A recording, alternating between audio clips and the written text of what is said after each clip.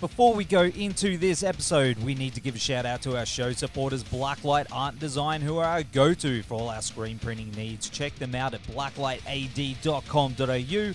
RW Promotion, who are the best in the biz for all your promotional printing needs like stickers, flyers, banners, badges, and more. Go order yours through rwpromotion.com.au.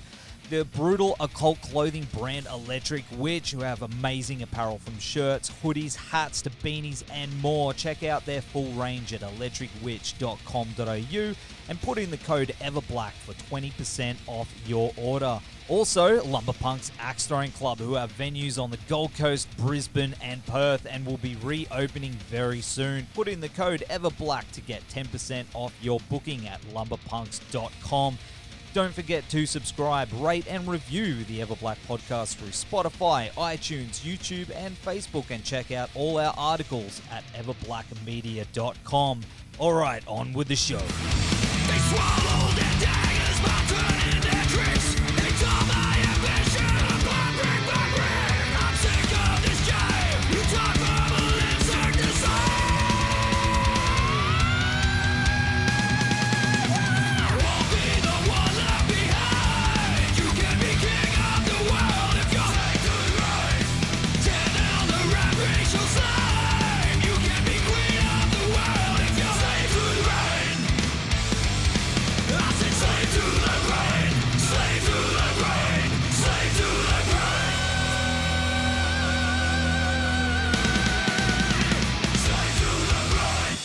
Andrew, thanks for joining us on the show, mate. How's everything going in your neck of the woods?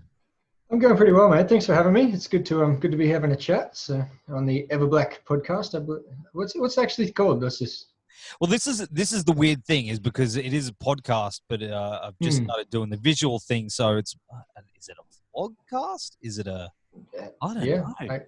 I guess so. Figured it out yet. There's so many different ways. So many different ways to get out there these days. Yeah, that's it. It's great. Well, thanks for joining us on the show, dude. Are you and the boys back in the jam room yet? No, we're not. I think things are still sort of shut down around our neck of the woods at the moment, so we're just jamming from home, really. Yeah. Yeah, absolutely. Well, your band Wartooth have just released your killer debut album, Programmed Dichotomy, which has all the best elements of thrash combined, paying tribute to the greats, but also it's very much its own beast. How important was that for you guys to take all those influences and elements and push them forward for, the classic thrash fans and the new generation of headbangers? Well, that's it. I mean, our influences, the bands that we listen to are mostly the old school thrash bands, the Big Four, Testament, Exodus, Overkill, Annihilator, like all the good stuff from the 80s and 90s, basically. That's what we listen to, and that's what we wanted to make. But you've sort of got to do it in a fresh way. And certainly there's modern production tools available to us. There's a new energy. There's new shit going on in the world to sing about and to write songs about, and all of that sort of thing. So we've sort of taken the sound and the energy of the 80s thrash from both America and sort of the European scenes, the bits that we like, combine them with the other influences of music that we have, and then sort of singing about modern day contemporary topics and things that are relevant to our lives. So, and then combine that with really modern production, and you sort of get a Wartooth album that's from 2020. Yeah. It's awesome, dude. And you asked me what track was I digging? And after a few spins, Predator is my favorite. Yeah, nice. Yeah, I've had a few people say Predator. Predator's a good one. It's nice and punchy and straight to the point. I like it, man. Yeah, it's really good. And where did you record this one?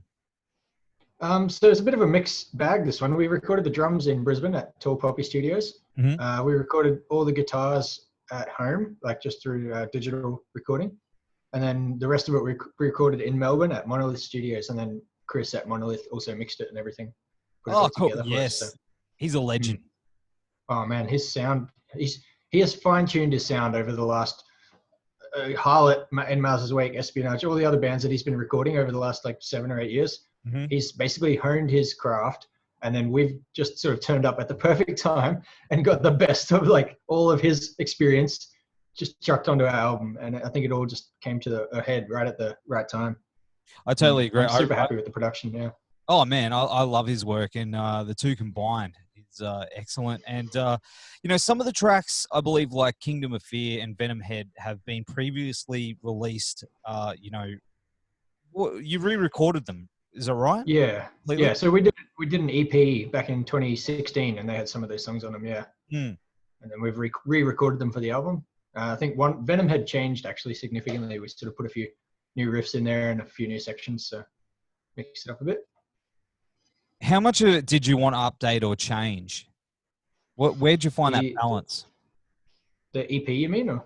No, the tracks that you've re-recorded. Okay. Yeah.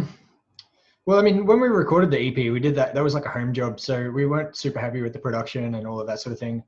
We were very new to recording and to playing our instruments and all that stuff at the time. So we just didn't feel that we executed the songs as well as we wanted to have back then. And so it was kind of an obvious choice for us to like redo them for the album and really bring them into like what we're capable of and give them the life they deserve. I think it's probably the best way to say that. But yeah, as I said, Venom Head, we definitely changed. We added a few new riffs in there and a few new sections and really just gave it a bit more punch. But the other songs, I think for the most part, maybe the guitar solos have changed and a few of the vocal melodies and things. But other than that, the meat of them are the same. Yeah. And of course, where you were writing, when you were writing this album and you had those other tracks, were you writing around them to sort of have it all flow as one piece? We didn't really write the album per se. We've just wrote a bunch of songs, and our natural style has made them all sort of sound like they belong together. It wasn't like a conscious thing of like, let's write these songs to all fit together or anything. That's kind of just a happy accident, I suppose. It all come together pretty well, man. Oh, I think it sounds like a united album. Like all the songs belong together. Yeah. Absolutely. And what's the meaning of the album title, and how does that creep through the overall theme? Yeah, well, obviously reflected in the art as well. The title Programmed Dichotomy is basically a concept of all this division that we're seeing in the world at the moment. You know, whether it be on things like politics, whether it's on race, gender, sexuality, you know, money like seems to separate people. Like you're either like the rich evil guy or you're the poor guy who doesn't do anything. You know, there's this real like just dichotomy in our entire society at the moment, and things like social media and all that sort of really contribute to that. Sort of putting people on teams and you're teaming up, like you're either with us or against us. You know, it's like that kind of mindset. And this whole division that's created itself is being programmed into us by things like social media and our education system and our upbringing and all that stuff. And we really tried to sort of capture that negative side of the world in all of our songs. And then on top of that, the artwork sort of reflects that, where we've got sort of two babies in test tubes. One's in a red one, one's in a blue one, and never the two shall meet sort of thing there. That's basically how we're being raised these days. Yeah. And see, it's funny you say that, because I find a lot of your posts on social media is quite positive. Okay, yeah. What do you mean by that, per se? Well, I see a lot of your you guys posting about, you know, staying positive and things like that and going after your goals. Mm-hmm. So it's, yeah. Is that sort of what you were sort of also aiming for as well? Is, you know, you're shining light on the negative, but at the same time, you really want people to see both sides of that coin.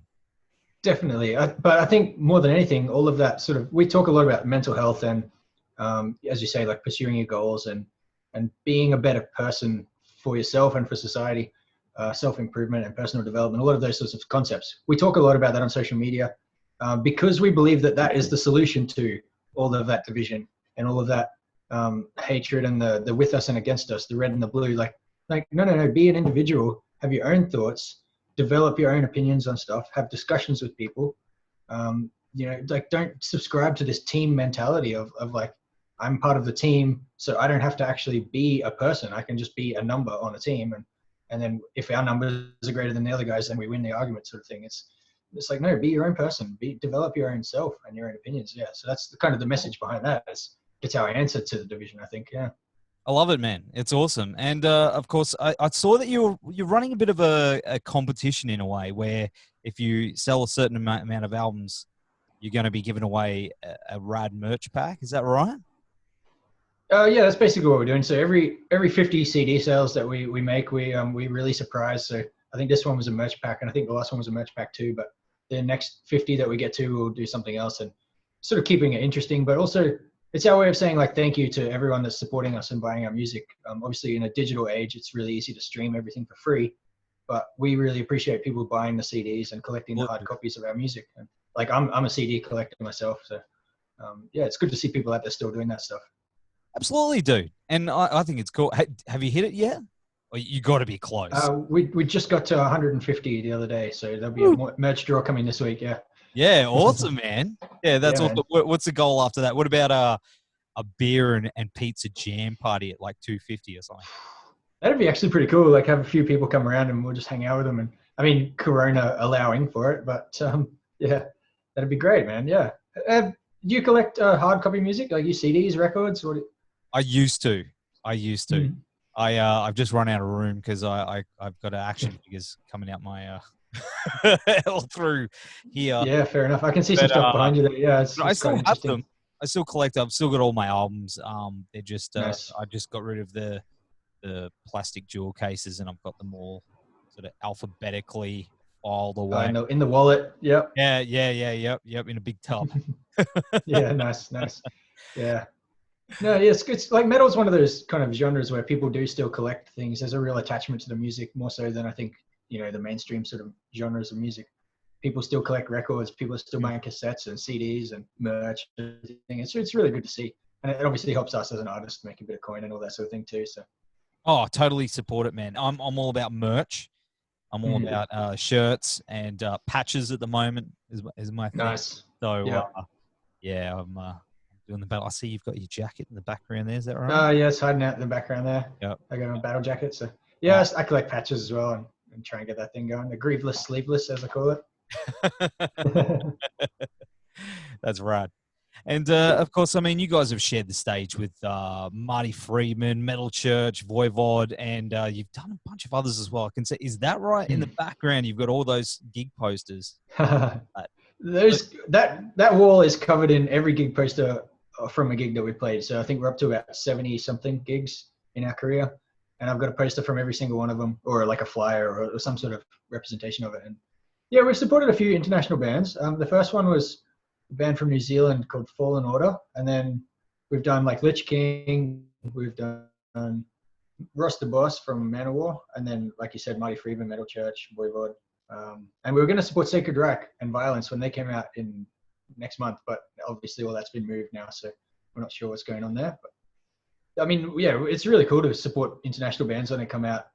We haven't really had much of a chance to mingle with a lot of them. I think Lich King was the exception there. They actually, we all just had a barbecue and hung out with them after the gig, but really, most of the other guys, yeah. Oh no, that was awesome, man. That was an awesome weekend. I think there's some video footage of that floating around on YouTube somewhere, but yeah, Lich King and us and a few other Brisbane thrash bands, we were all hanging out on the Sunday night. Yeah, just having a barbecue and some beers, and they were really cool dudes, man. Yeah, from like Northeast America somewhere. Oh, that's so cool, man. And you posted the other day that it's been, what, 6 years since Wartooth hit the stage for the first time at Chardon's Corner? Yeah, 6 years since that little front bar at Chardon's Corner. Man, we've had some gigs there and in the back room as well. But yeah, 6 years since we started playing gigs, and we've only just released our first album. So I don't know what that says, but hey, man, it happens, but it happens quite regularly, man. Like people cut their teeth on the scene, and then they drop a killer album. It's do you remember that gig? The first one. Yeah, you always remember. Very, very fondly. Yeah, I was nervous as hell going into it. I'm sure everyone was, but we actually had like, I don't know, there must have been like 30 or 40 people there. We were pretty stoked at the turnout for our first ever gig. We've been hyping it up. Like I've been going to all the other thrash gigs for like a year before, just like Wartooth's coming, everyone get ready sort of thing, hyping us up. And then we hit the stage on our first gig. We opened the night, and there was like a mosh pit opened up. We had a Slayer cover in our set, and everyone was just loving it. And I'm like halfway through the set, I'm like, why am I nervous? This is awesome. This is the best thing I've ever done with my life. So never looking back. I've noticed that thrash, especially over the last few years locally in the scene, has really, it's getting stronger. It seems like people are like, they're they're going and reaching back into the older influences and bringing them back in now. And it seems that thrash is the top contender, the strongest at the moment. What do you think that is, other than that it's awesome? Well, yeah, it's one of those things. Hey, like it's sort of everything goes in cycles. You sort of go through phases of like thrash being big, and then power metal will be big for a while, and then black and death metal, and everything sort of goes in loops. But one thing I think thrash is really, it's always been the music of the people, as far as I'm concerned. Like it's social criticism. It's uniting over like a general disdain for society and the structure and the hierarchy that is.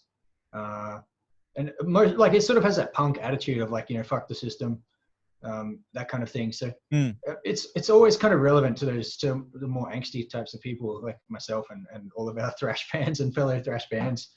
And the thing that I really love about thrash, and I think the thing that people connect with, is its rawness. Like, it doesn't have to fit to like with black metal, you've got to sound like lo-fi, and you've got to wear your corpse paint, and everyone looks the same. And power metal's like got its like fantasy themes and Dungeons and Dragons kind of stuff. And like thrash is just like sing about whatever, do whatever. Let's just have a beer and a mosh and a headbang. Like it's just raw and it's fun. It's not so serious, I think. Yeah. But you are right. Things come around in cycles. But there's one thing that I haven't really seen take off properly again, and that's the baggy pants, new metal, backwards stuff. No complaints here. Yeah, there's yeah. Let's leave that to the early 2000s. But that's it. Yeah. Oh, there's some good songs. There's some good songs from that era. I don't mind some of them. I was right into it back in the day. Oh yeah. Absolutely. Let's let that part of Nev die. All right. We'll just leave that one in the past, shall we? Moving forward and onwards. Yeah. That's well, also you did release the video for your cover of Skid Row's "Slave to the Grind," which you guys running around, going to work. It's pretty funny, but as I said, man, before, it seems to be a bit of a positive message in that as well. Well, yeah, that song we picked Skid Row's Skid Row's song "Slave to the Grind" to cover on the album. Not just because it was like a cool song. Like, we really feel like the message of the song really connected with us as like our own personal lives, and also obviously the positive message of you got to chase your dreams. Nothing's going to come to you. Your success or your happiness or whatever it is you want in life. Like, it doesn't just turn up on your doorstep one day. Nobody comes to you and says, you know what, you've been working hard, have a week off, do whatever you like, and we'll still keep paying you. Like, that doesn't happen. If you want something, you got to go and get it. That's right. You can't be king of the world if you're slave to the grind. If you just living every day trying to get through to the next one. Like, I mean, I know people have struggles and everyone's got their own things to deal with and all that sort of stuff. But at the end of the day, like, if you want to be happy, if you want to be fulfilled, like, that's up to you. Nobody else can do that for you. So certainly, us chasing our musical dreams, at some point we had to say, well, we're not going to hold a steady career. We're not going to try and chase that, the job, marriage, and mortgage kind of system. We're like, no, we want to be musicians. So we have to make some sacrifices, and we have to really go out in the air and get it. So that was kind of our thought process over the last 2 years. And then Slave to the Grind just sort of wrapped up that whole thing in a nice, neat package. And we're like, and plus it's a killer song with a killer sort of thrash energy. Yeah, man. Like, well, this is perfect for the album. Yeah. So if you could pick like a lineup for a killer thrash tour, you can pick anyone in the world. Who would you guys pick? What would be world bands? Current bands or any bands? I'd say current. Let's put it out there into the universe. Yeah. Who would it be? Say you and two other bands hitting the road. Who would that be? That's a tough one. I don't mind what Havoc's doing at the moment. Their latest album was pretty good. So like Havoc's like a good thrashy band that, they're obviously a bit above where we are for sure, but they're not sort of that stadium tour level yet. That would be fun to tour with. Harlot from Melbourne are pretty great. When they're like, again, they're ahead of where we are, and they're kind of one of those bands that we're not trying to imitate, but we're keeping an eye on where they're going, and we're sort of adjusting accordingly. And they're doing pretty well for themselves. And I listen to Harlot like at least once a week. They're tops. Like Havoc and Harlot that'd be a sick tour. But if I had to pick like big bands that are really like, Overkill would be like my number one band to tour with. I'd love to tour with Overkill. They're my favorite band and always have been. Annihilator. Yeah, I don't know. It's hard to pick, but like if you're talking like, you know, semi-realistic, yeah, probably Havoc and Harlot. And it's hard to sort of gauge on what's going to happen for the rest of the year moving into next year. But, you know, obviously you guys have still got to keep planning, keep the ball rolling. What's on the cards for you guys? What do you want to do? Well, yeah, with the whole COVID-19 situation, I mean, touring sort of up in the air. You know, maybe we'll be able to get back out around Australia like this year, but we're sort of not planning on that. We can't sort of just leave everything to chance. So we're not those kinds of people. So we're basically planning to drop a series of videos and other online digital content, one a month sort of thing for the rest of the year. I think that's our goal. You know, releasing sort of each of the songs off the album, having their own little bit of spotlight and everything. And then if we can tour, we great. But if we can't, we obviously can still promote the album and everything online and give people that thrash metal experience through that. So absolutely, dude. And hopefully you're going to hit that 250 so we can have that pizza party. Absolutely, man. You'll be first on the list. Be totally down for it. And yeah, that'd be sick. And man, maybe a Snake Mountain Wartooth show again in the future. That'd be cool. Well, that's it. We shared the stage at Marty Friedman, and I think was it Wallapalooza or something? One of those other festivals. Yeah. So yeah, I mean, we'll definitely share the stage again. You guys are awesome, and they're really bringing it. So it's good. Yeah, it's good to see more bands out there actually pushing hard too. Yeah, man. Yeah, it's always fun sharing the stage with you boys. And well, man, thanks for joining us on the show and hanging out, dude. It's been thanks for having us, man. Been cool. I really appreciate it. Having a Milo and a beer with you. That's it, yeah. Cheers, brother. Absolutely. The breakfast of champions. Well, it's not breakfast. Well, it's breakfast for some people. There you go. Oh, that's it. Yeah. Milo's good. Milo's good any time of day. Yeah. That's right. Is it hot or cold? This one's a hot one. Well, it's going cold, but yeah. Okay. All right. But you can have it both ways, hot and cold. Absolutely. Yeah. Yeah. I mean, if you're gonna have a cold Milo, it's like the ratio is about 80% Milo, 20% milk. Like, yeah. You got to do it like that. Yeah. If it's not crunchy, you're not doing it right. Yeah.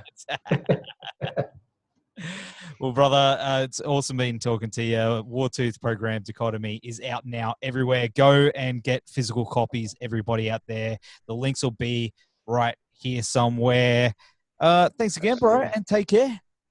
No, thanks for having us, mate. Look after yourself. Stay safe in the corona times.